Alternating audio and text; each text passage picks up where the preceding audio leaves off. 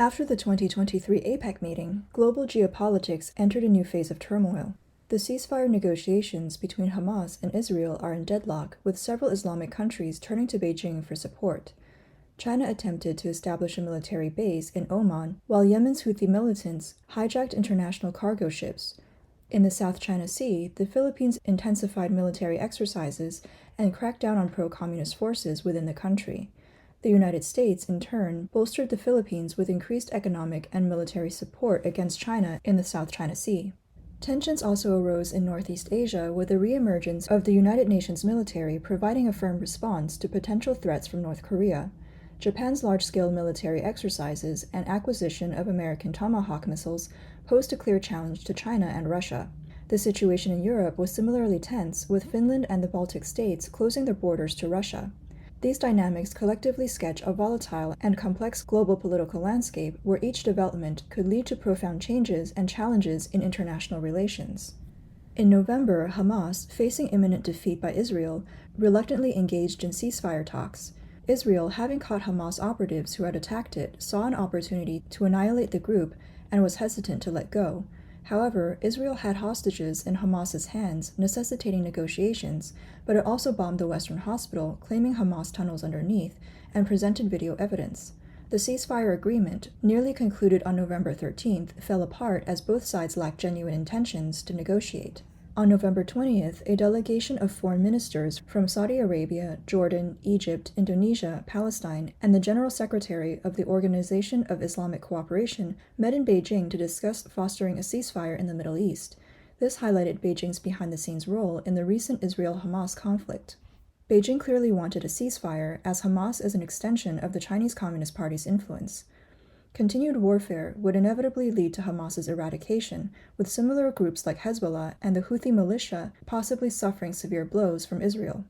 Therefore, China seemed more eager than Russia to push for a ceasefire to prevent further weakening of its influence in the region. The CCP's plan is to first establish a military base in Oman, from which control over the Strait of Hormuz, the Arabian Sea, and major maritime routes in the Indian Ocean can be exercised, thereby tying up more U.S. forces in the Middle East. Biden was informed that defense officials of the two countries had discussed the military base last month. Oman expressed its willingness to accept this agreement and agreed to further talks in the coming weeks. Biden immediately called the head of Oman.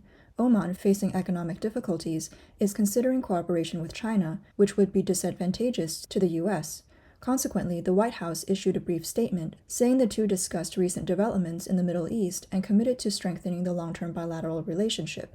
China's establishment of a military base in Oman might encounter significant challenges. However, under the CCP's command are the Houthi forces, directly supported by Iran. On November 19th, the Houthis claimed to have seized an Israeli ship bound for India, stating that all ships owned or operated by Israeli companies or flying the Israeli flag would be legitimate targets for the group's attacks. However, Israel pointed out that the ship in question is actually a British-owned, Japanese-managed international cargo ship. The ship carried a crew of 25 from various countries, including Ukraine, Bulgaria, the Philippines, and Mexico, but not Israel. Houthi actions could provoke resentment from the broader international community and might even lead to more stringent military action by countries like the United States. This dynamic particularly affects the strategies of China and Russia in the region. Confronted with Israel's military efficiency and tactical superiority, China and Russia, originally trying to use regional conflicts to weaken the United States' influence, have realized that altering the power balance in the Middle East is no easy feat. Another hotspot is the South China Sea, where the Philippines conducted large-scale amphibious landing operations and joint live-fire exercises near Taiwan. Although reports say the main focus was near Taiwan, the locations of the Philippine exercise actually span the entire territory of the Philippines. In exchange for lending 9 military bases to the U.S., the Philippines received economic and technical advantages. Coinciding with a Xi-Biden meeting, U.S. Vice President Kamala Harris announced cooperation with the Philippines to promote the American semiconductor industry. In return, the Philippines took legal action against pro-communist former President Rodrigo Duterte, targeting his entire faction over an 80 million RMB case involving his daughter. At the beginning of November, key allies of the Duterte family in the House of Representatives were dismissed from their positions. Throughout November, the Philippines made moves against pro-communist factions within the country, leading to a complete collapse of Chinese Communist Party influence in the Philippines. Simultaneously, President Biden approved a peace nuclear energy draft with the Philippines and assisted in building small nuclear reactors. This not only provided the Philippines with energy security, but also protected the Philippines from attacks in potential conflicts. With the support of the United States, the Philippines confidently focused on confronting the CCP in the South China Sea. The Korean Peninsula has always been a region where China and Russia sought to ignite conflict, with the US and the West generally taking a cautious approach, mindful of the risk to their allies South Korea and Japan. However, during the APEC conference in November, the free world made an unexpected move. South Korea invited defense ministers and representatives from 16 countries to a historic meeting in Seoul. The joint statement following the meeting declared that if North Korea attacks South Korea, these 16 countries, along with South Korea, will jointly confront North Korea. These 16 countries were the same ones that formed the United Nations forces during the Korean War. Since the Korean War never officially ended with a peace treaty and remains in a state of war, the United Nations forces are still protecting South Korea, with their headquarters at the Yongsan base in South Korea. Should South Korea face threats, the United Nations forces will join in. This is a significant card for the Western world in dealing with issues on the Korean Peninsula. In April this year, Biden mentioned that if North Korea uses nuclear weapons, it would signify the end of Kim Jong-un's regime. On August 8th, South Korea's President Yoon Hee-yeol requested the military to increase its strength to contain North Korea. The chairman of South Korea's Joint Chiefs of Staff also stated that if North Korea attempts to use nuclear weapons, it would face retaliation, leading to the complete end of Kim Jong-un's regime. It seems these statements were made with strong backing. After the outbreak of the Korean War on June 25, 1950, South Korea's military continuously retreated.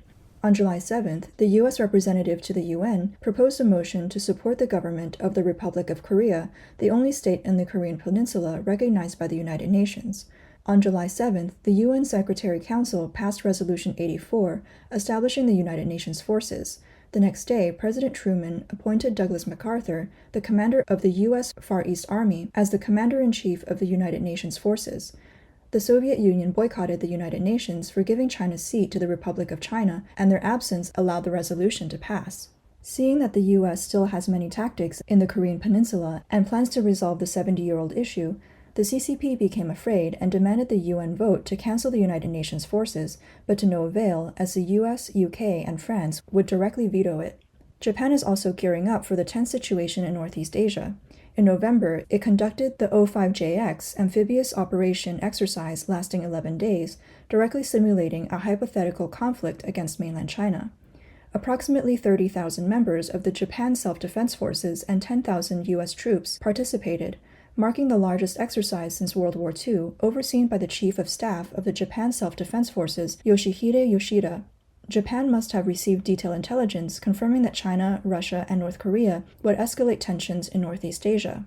Following the meeting between Biden and Xi Jinping, Japan's purchase of 400 Tomahawk missiles, a deal worth $2.35 billion, was approved by the U.S. State Department.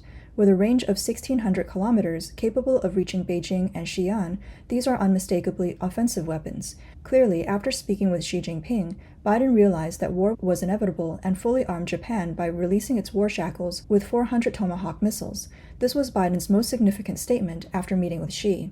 The recent dispute between China and Japan over the Senkaku Islands, called the Diaoyu Islands in Chinese, would become a hotspot for conflict. On July 1st this year, China installed a massive buoy about 80 kilometers northwest of the Senkaku Islands in Japan's exclusive economic zone. The buoy, with a diameter of 10 meters, carrying the marking Chinese Ocean Observation Buoy QF-212, may serve purposes beyond marine observation, including military intelligence gathering. During a budget committee meeting of Japan's House of Councilors on November 1st, an opposition member of the Japan Innovation Party, Azuma Toru, suggested that if China does not comply with Japan's request to remove the buoy, Japan should remove it by force. At the Japan-China summit on November 16th, Japanese Prime Minister Fumio Kishida raised this issue with Xi Jinping. However, there are no reports of any specific response from Xi Jinping. If Japan indeed attempts to forcibly remove the buoy, it could potentially escalate into conflict. Taiwan's election in January next year has become a focus of global attention. The Kuomintang and the People's Party are attempting to unite against the Democratic Progressive Party,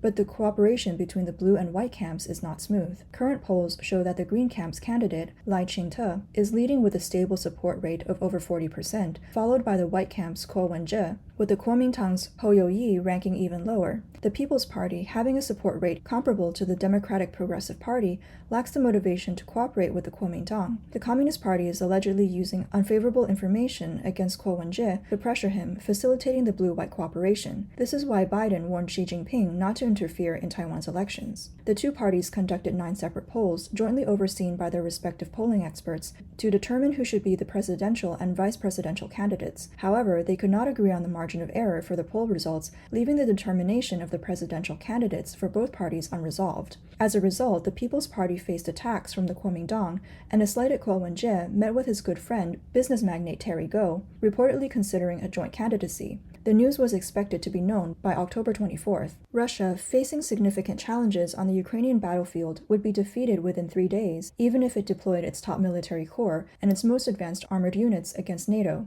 Thus, emulating China's strategy along the U.S. southern border, Russia began transporting immigrants collected from various channels, along with its own military-aged citizens, to European countries bordering Russia. This move aims to infiltrate these countries internally before taking action against the Baltic states and Finland. This operation started after Finland joined NATO, with many Iraqis, Syrians, Turks, and Somalis from Russia flooding into Finland. This led European countries on Russia's western border to lower the Iron Curtain. Finland has already announced the closure of 4 transit points connected to the Russian border, with Estonia and Norway also declaring imminent cessation of land transportation with Russia. Lux Express, a major automotive logistics group in the Nordic and Baltic regions, announced an indefinite suspension of bus transportation on the Helsinki-St. Petersburg route. Other major logistics companies also made similar decisions. Western, Eastern, and Northern European countries have already severed air traffic with Russia. If land traffic is also cut off, it would mean complete isolation between the European Union and Russia, a situation not seen even during the Cold War. These European countries may be preparing for a possible Russian military invasion. In the confrontation between the China-Russia alliance and the Western free world, it's evident that they have been defeated, and the Chinese Communist Party is barely holding on. In response, Biden tweeted on November 18th, stated that the U.S. government will continue to ensure American workers have everything they need to compete with China and other countries.